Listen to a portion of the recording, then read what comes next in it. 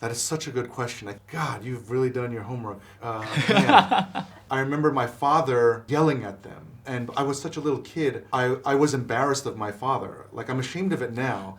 But at that time as a kid, like, I'm like, 아빠, 그만해, what are you doing? 반갑습니다. 이승국입니다. 엘리멘탈 개봉을 맞이해서 작품을 연출한 피터 손 감독님을 만나뵐 수 있었는데요. 사실 인터뷰 직전에 감독님이 참여하신 행사를 제가 진행했던 터라 카메라가 돌기도 전에 둘이 수다가 터져버렸습니다. 그래서 초반에는 오디오만 있습니다. 참고하시고요. 바로 시작합니다. 셋, 둘, 하나. Good to see you Yeah, again. good to see you again. Good to see you. Hey, thanks for doing all this. Oh no, not at all, not at all. Thank you for giving us with a great film. No, I'm just, you have no idea how emotional it is to be here. You have no idea for me. It's just, Really? just, you know, I miss my parents a lot, you know, like, it's so weird because like, I got into a lot of trouble at work because I was like going so crazy over the movie. And all my friends there, they were telling me like, oh, it's cause you're going through loss, you know, because I kept it all inside. I wasn't letting it out, and they were like, dude, you gotta like relax. Does that happen during the production, or is it the motivation behind the production? No, it was during the production because they both died during the making of this thing. And so in America, you know, they're my only connection to Korea, really, you know, like because they were from here and they taught my brother and I all those traditions. And so coming here, this is the first time I've been here without them. So it's just like a weird thing that like, oh, right, this is some of the last connections that I'm gonna have with my parents, you know. And so it's just weird and because this whole thing is like a love letter to my parents. True. You know? And so it's just really interesting to come back here. And even though, you know, this is such a fancy hotel, my parents would laugh like, what are you doing? What have you become? Yeah, You're what a is celebrity this? here. You know, like come back and, you know, but, you know, yeah, I just miss them is all. And I love how you describe the movie. It's a love letter to your parents because apparently we can see the end of the credit. We see the pictures of parents. Yes. We rarely see them in the movies. So Yeah. I could really feel. Yeah, my executive producer Pete Docter said you should put them a photo of your parents at the end, and I cried once he said that, and I was like, why am I crying? Like I don't even understand. And yeah, it's crazy that they're even in there, but yeah, it was all because of Pete. Well, thank you for sharing the behind-the-scenes stories with me. Sure. And about the interview, again, I'm Seunguk from Korea. Hello. Nice to meet you again, Peter. Nice to meet you too. Yeah, can I just call you Peter? Sure, of course. Okay. I actually, for this interview, I actually studied a lot about you. Okay, right on. And during the study, I noticed some specific numbers. Before Elemental came out, there have been 26 feature-length films from Pixar Animation Studio, and only 5 people in the world were credited first director more than once during that era. Okay, yeah. And with this movie, 27th animation, and your second movie at Pixar, Yeah. you're making the new entry to that special group. So, oh, right. do you remember the exact moment when you got the green light to direct your second movie at Pixar? Yeah, my goodness. Yeah, it was when I told that's the story of thanking my parents in New York. I came back to the studio and my boss asked me like, do you have film ideas? And I said, yeah, I'll get them ready for you. And he's like, okay, good. In a few months, pitch me the ideas. Oh, how was New York? And I told him this story where I went to New York. There was a celebration for the arts. I went there to make a speech for Pixar. But when I saw my parents there in the audience, my dad was holding in his tears and my mom had her mascara all over her face. And I thanked them. And I told this to my boss and he goes, that's your next movie. And that was the moment that started this whole thing onto this thing, yeah. So you were not preparing any ideas for your next movie. You just shared your personal story and your boss said, this is your next movie. Yes, yeah. And because he felt the emotion of it, which I was very emotional over it too, only because when I was younger in America, like I used to not like that I was Korean. Like I wanted to fit in over there because I was the only Korean around. So I was like, I wanted to be like these guys. And so I was, you know, very rebellious. But then the older I got, the more I understood my parents, the more pride I had of being Korean. And that grew until to a point where now that I think about my parents, you know, I cry because I you know, what they sacrificed so much. But that was the emotion that I told my boss at that time. Yeah. Well, thinking of it, it must have been emotional at that time too. But at the same time, I cannot help me thinking about this joke. because you said it began with your personal story shared with your boss rather than your idea. Yeah. If I were you, I would have thought, wait a minute, he didn't even hear my ideas. He just made me movie out of my personal experience. So didn't you have any hesitation for your side project you were thinking of? Yes, absolutely. Those can still grow on the side for sure. But I really appreciated that my boss liked that idea, but I was unprepared of doing something personal. Like, it's very scary to do.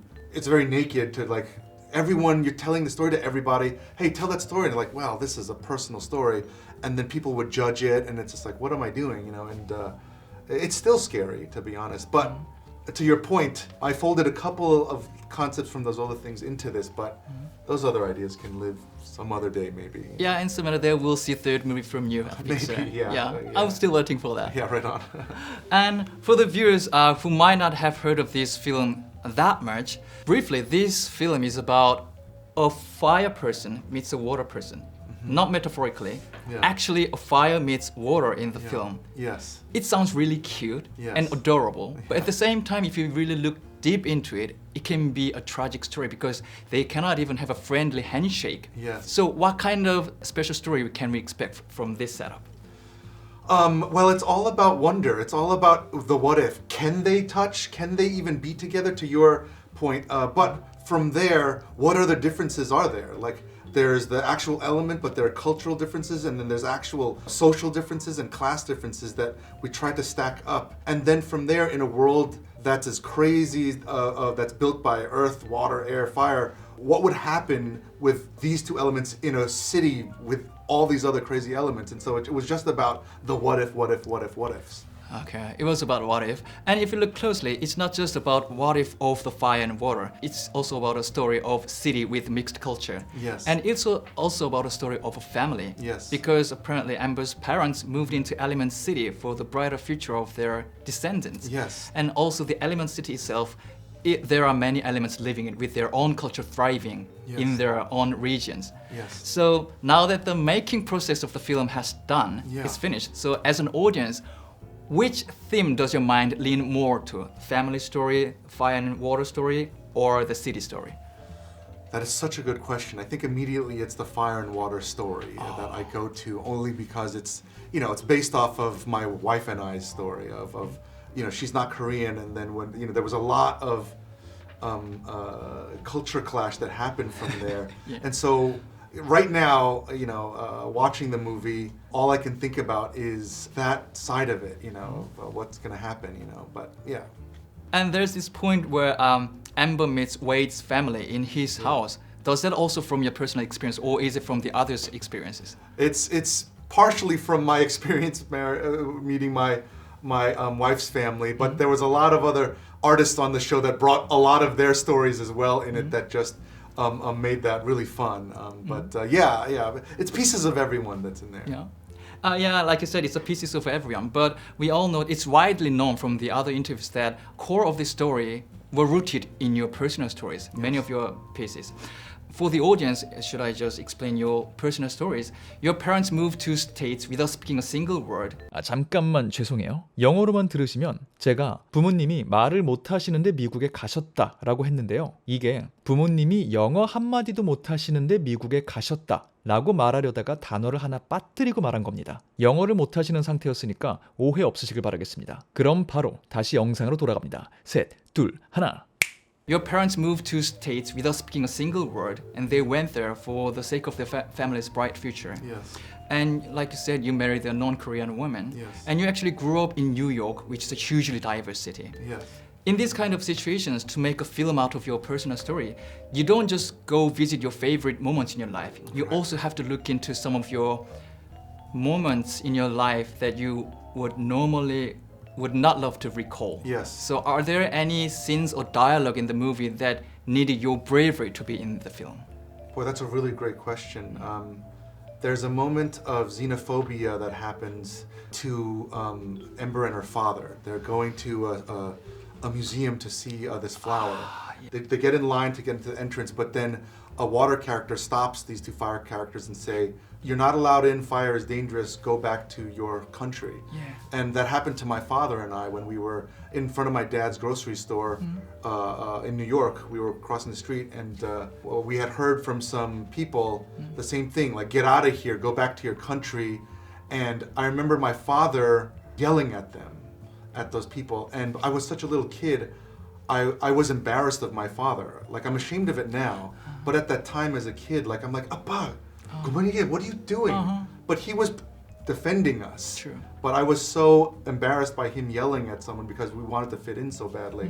But that triggered that moment in the film where, you know, like, the idea of a foreigner and what that means and that kind of, you know, conflict. But, you know, I'm not proud of it, but it opened up for other people to share similar stories of experiences that they had in growing up in the U.S. as well. Okay. So your story and the particular vulnerable story actually helped the others to give you more ideas of their personal stories. That's a great way to make an idea from their experiences. Well, it was something that sort of became universal with this small group and trying to find a way to tell it in a universal way, you know, with elements, you know. And you just mentioned your colleagues who really helped you making the pieces of this story from their own story. So I have to ask you about the people at Pixar, because from many interviews I get the feeling that you really enjoy working at Pixar. From another interview you actually said not like friends from your same culture or not like family from your blood-based culture. You find your own tribe at Pixar, which is filled with like-minded people. So, having working in that company more than 20 years, what specific aspects of that specific tribe make you happy to be part of them? God, you've really done your homework. That tribe, it's not just a comfort. It's a place that where you can share some things, and because you trust everyone's taste, when they give advice on how to make something better, it's like knife sharpening. You know, where everyone is sharpening each other to get as best as they can be. You know, not everyone's perfect, but it's the only place I've ever experienced that, where we all are not just fans, but we're all people trying to help each other out in their projects. You know, you're always sharing ideas, and that's just my favorite. So it's not just competing for the role of the first director, they actually help each other to make a great story out of it. Yes, I always believe that you're never your title. It's just a good idea can come from anywhere as long as it's trying to help the movie it's the best that it could be. And relating to the previous question, I'm sorry, but I have to tell a story about you to the audience. Okay. As far as I know, while studying 2D at college, you watched for the first Toy Story movie and fell in love with that and decided to join Pixar. And you did join Pixar for Finding Nemo about 20 years ago. But then you didn't have enough experience as a 3D animator, so you had to work in different departments to gain enough experience to be a 3D animator. And during all that time, you also worked as a voice actor for Pixar. You were Emil from Ratatouille, Sax from Lightyear, which is the recent one, and also you were the Squeezy from Monsters University. And apart from that, you are also the root of the character Rossell from Beloved Up. Yes. And now you have directed one short film and 2 feature-length films at Pixar Studio. Wow. Come to think of it, it seems like you have achieved everything a Pixar fan can dream of. So at this point, do you have any plans or hopes for your future career? That's crazy. More than anything, I just love trying to, do the same help that was done for me, meaning trying to give new artists opportunities, trying to find more, different points of views to help make stories feel authentic and new. And so, more than trying to get another thing going, I really enjoy working with people and trying to bring more ideas together. That's the dream. I hope your dream will come true like it did for you for the past years. Thank you so much. No, thank you for giving me the honest and sincere answers. And as a Korean, I really enjoyed what you did your film, and I'm pretty sure many Koreans will respond to this special film. Oh, I hope so. Thank you so much. Thank you so much. Have a good time in Korea. Thank you. Thank you very much. 감사합니다. Can I get a selfie with you? Oh yes, yes, Yeah, please. Can I do yeah. the same to you? True. 이번에는 사전에 셀카를 찍어도 된다고 허가가 나서 끝나고 사진 요청을 드렸는데 감독님이 본인 핸드폰으로도 하나 찍고 싶다고 하셔서 영광스럽게도 제 핸드폰뿐 아니라 감독님 핸드폰에도 제가 얼굴을 남기게 되었습니다. 그리고 그렇게 피터손 감독님과의 대화가 마무리되었습니다. 엘리멘탈은 6월 14일 개봉하니까요. 궁금하신 분들은 극장에서 확인해 보시고요. 영상이 마음에 드셨다면 구독과 영상 좋아요, 댓글 잊지 마시길 바라며 저는 다음번 다른 영상으로 돌아오도록 하겠습니다. 지금까지 전 천재이승국의 이승국이었습니다. 감사합니다. 바이바이.